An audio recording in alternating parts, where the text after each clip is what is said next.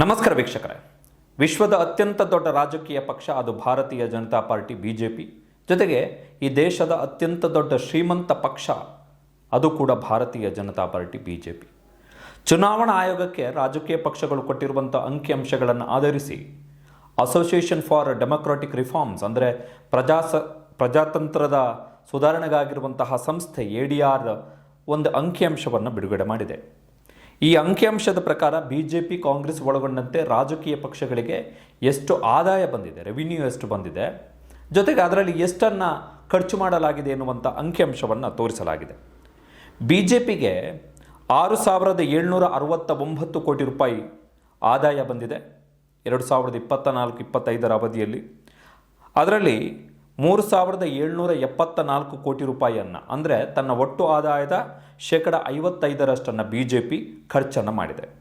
ಇನ್ನು ಕಾಂಗ್ರೆಸ್ಸಿಗೆ ಬಂದಿರುವಂಥ ಆದಾಯ 918 ಕೋಟಿ ರೂಪಾಯಿ. ಆದರೆ ಕಾಂಗ್ರೆಸ್ ಖರ್ಚು ಮಾಡಿರುವಂಥದ್ದು 1,111 ಕೋಟಿ ರೂಪಾಯಿ. ಅಂದರೆ ತನ್ನ ಆದಾಯಕ್ಕಿಂತಲೂ 21% ಹೆಚ್ಚು ಮೊತ್ತವನ್ನು ಕಾಂಗ್ರೆಸ್ ಖರ್ಚು ಮಾಡಿದೆ.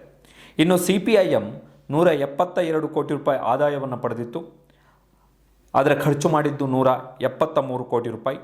BSP 58 ಕೋಟಿ ರೂಪಾಯಿ ಆದಾಯವನ್ನು ಪಡೆದಿತ್ತು, ಆದರೆ ಖರ್ಚು ಮಾಡಿರುವಂಥದ್ದು 106 ಕೋಟಿ ರೂಪಾಯಿ. ಅಂದರೆ ತನ್ನ ಒಟ್ಟು ಆದಾಯದ 84%ಕ್ಕಿಂತಲೂ ಹೆಚ್ಚು ಪ್ರಮಾಣವನ್ನು BSP ಖರ್ಚು ಮಾಡಿದೆ. ಇನ್ನು ಆಮ್ ಆದ್ಮಿ ಪಾರ್ಟಿ 39 ಕೋಟಿ ರೂಪಾಯಿ ಆದಾಯ ಬಂದಿದ್ದು, ಅದರಲ್ಲಿ ಆಮ್ ಆದ್ಮಿ ಪಾರ್ಟಿ ಖರ್ಚು ಮಾಡಿರುವಂಥದ್ದು 36 ಕೋಟಿ ರೂಪಾಯಿ. ಒಟ್ಟು ಆದಾಯ ಏನಿದೆ 6,769 ಕೋಟಿ ರೂಪಾಯಿ. ಇದರಲ್ಲಿ ಬಿಜೆಪಿಗೆ ದೇಣಿಗೆಯ ರೂಪದಲ್ಲಿ ಬಂದಿರುವಂಥದ್ದು 6,124 ಕೋಟಿ ರೂಪಾಯಿ. ಉಳಿದ ಹಣ ಏನಿದೆ ಆ ಮೊತ್ತವನ್ನು ಅದು ಬಡ್ಡಿಯ ರೂಪದಲ್ಲಿ ತಾನು ಬ್ಯಾಂಕುಗಳಲ್ಲಿ ಠೇವಣಿ ಇಟ್ಟಂತಹ ಮೊತ್ತ ಏನಿತ್ತು ಅದಕ್ಕೆ ಬಡ್ಡಿಯ ರೂಪದಲ್ಲಿ ಪಡೆದಿದೆ. ಇನ್ನು ಕಾಂಗ್ರೆಸ್ಸಿಗೆ 522 ಕೋಟಿ ರೂಪಾಯಿಯಷ್ಟೇ ದೇಣಿಗೆ ಬಂದಿರುವಂಥದ್ದು ಡೊನೇಷನ್ನ ರೂಪದಲ್ಲಿ. ಇನ್ನು BSPಯ ಒಟ್ಟು ಆದಾಯ ಏನು 58 ಕೋಟಿ ರೂಪಾಯಿ ಇದೆ, ಅದರಲ್ಲಿ 45 ಕೋಟಿ ರೂಪಾಯಿ ಬಂದಿದ್ದೇ ಬ್ಯಾಂಕಲ್ಲಿ ಇಟ್ಟಂತಹ ಠೇವಣಿಗೆ ನೀಡಲಾದಂತಹ ಬಡ್ಡಿಯ ಆಧಾರದಲ್ಲಿ. ಇನ್ನು ಚುನಾವಣೆಗೋಸ್ಕರ ಯಾವ ಪಕ್ಷ ಎಷ್ಟು ಖರ್ಚು ಮಾಡಿದೆ ಎನ್ನುವುದನ್ನು ನೋಡಿದ್ರೆ ಶಾಕ್ ಆಗುತ್ತೆ. 2024-25 ಅವಧಿಯಲ್ಲಿ ಬಿಜೆಪಿ ಚುನಾವಣೆಗೋಸ್ಕರ ಖರ್ಚು ಮಾಡಿರುವಂಥದ್ದು ಬರೋಬ್ಬರಿ 3,335 ಕೋಟಿ ರೂಪಾಯಿ. 3,335 ಕೋಟಿ ರೂಪಾಯಿ ಚುನಾವಣೆಗೋಸ್ಕರನೇ, ತನ್ನ ಕಚೇರಿ ಮತ್ತು ಉಳಿದ ಕೆಲಸ ಕಾರ್ಯಗಳಿಗೆ ಬೇರೆ. ಆದರೆ ಕೇವಲ ಚುನಾವಣೆಗೋಸ್ಕರ 3,335 ಕೋಟಿ ರೂಪಾಯಿಯನ್ನು ಬಿಜೆಪಿ ಖರ್ಚು ಮಾಡಿದೆ. ಕಾಂಗ್ರೆಸ್ 896 ಕೋಟಿ ರೂಪಾಯಿಯನ್ನು ಖರ್ಚು ಮಾಡಿದೆ. CPIM 29 ಕೋಟಿ ರೂಪಾಯಿಯನ್ನು ಖರ್ಚು ಮಾಡಿದೆ. BSP 84 ಕೋಟಿ ರೂಪಾಯಿಯನ್ನು ಖರ್ಚು ಮಾಡಿದೆ. ಆಮ್ ಆದ್ಮಿ ಪಾರ್ಟಿ 22 ಕೋಟಿ ರೂಪಾಯಿಯನ್ನು ಖರ್ಚು ಮಾಡಿದೆ.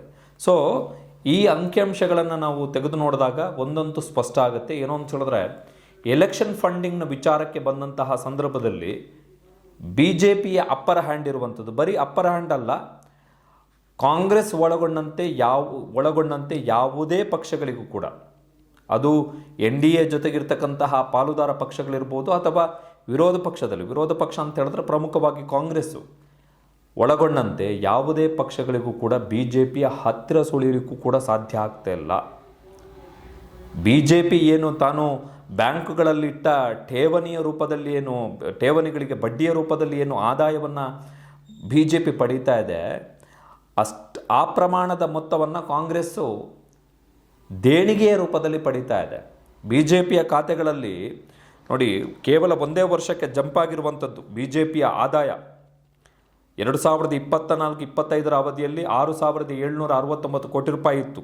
ಅದಕ್ಕಿಂತ ಮುಂಚೆ 4,340 ಕೋಟಿ ರೂಪಾಯಿ ಇತ್ತು ಬಿಜೆಪಿಯ ಆದಾಯ. ಕೇವಲ ಒಂದೇ ವರ್ಷದಲ್ಲಿ ಸುಮಾರು 2,300 ಕೋಟಿಯಷ್ಟು ಆದಾಯ ಹೆಚ್ಚಳ ಆಗಿದೆ ಬಿಜೆಪಿಗೆ. ಕಾಂಗ್ರೆಸ್ಸಿಗೆ 1,225 ಕೋಟಿ ರೂಪಾಯಿ ಆದಾಯ ಬಂದಿತ್ತು, ಆದರೆ ಅದು ನಂತರದ ವರ್ಷಕ್ಕೆ 918 ಕೋಟಿ ರೂಪಾಯಿಗೆ ಇಳಿಕೆ ಆಯಿತು. CPIMಗೆ ಸ್ವಲ್ಪ ಪ್ರಮಾಣದಲ್ಲಿ ಹೆಚ್ಚಳ ಆಯಿತು ಅಷ್ಟೇ.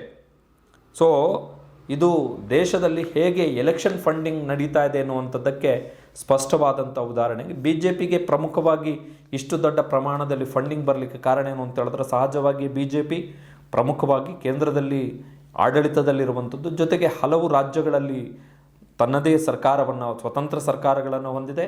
ಹಲವು ರಾಜ್ಯಗಳಲ್ಲಿ ತನ್ನ ಮಿತ್ರ ಪಕ್ಷಗಳ ಜೊತೆಗೆ ಪಾಲುದಾರಿಕೆಯ ಸರ್ಕಾರವನ್ನು ಕೂಡ ಹೊಂದಿರುವಂಥದ್ದು. ಕಾಂಗ್ರೆಸ್ಸು ಕರ್ನಾಟಕ, ತೆಲಂಗಾಣ, ಹಿಮಾಚಲ ಪ್ರದೇಶ ಹೊರತುಪಡಿಸಿದ್ರೆ ಬೇರೆ ರಾಜ್ಯಗಳಲ್ಲಿ ಕಾಂಗ್ರೆಸ್ಸು ಸ್ವತಂತ್ರವಾಗಿ ಅಧಿಕಾರದಲ್ಲಿಲ್ಲ.